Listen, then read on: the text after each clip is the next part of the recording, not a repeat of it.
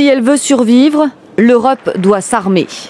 C'est l'avertissement lancé par le Premier ministre polonais à Strasbourg, alors que son pays vient de prendre la présidence tournante de l'Union européenne. La Pologne est l'endroit sur Terre où personne ne veut que la guerre se répète. C'est nous qui avons le plus souffert en Europe pendant cette terrible guerre. C'est peut-être la raison pour laquelle nous comprenons si bien que pour éviter cette répétition tragique de l'histoire, nous devons tous être forts, armés, déterminés. Forts dans l'esprit, mais aussi forts dans nos capacités défensives. Le Premier ministre polonais a aussi évoqué les inquiétudes suscitées par le retour au pouvoir lundi de Donald Trump aux États-Unis.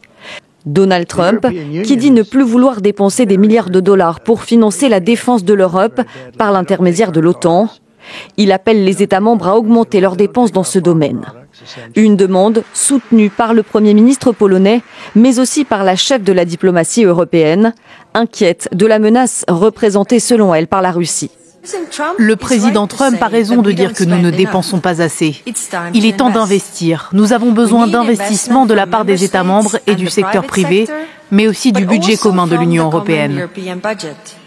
Une Europe forte et unie, c'est aussi le message du président français.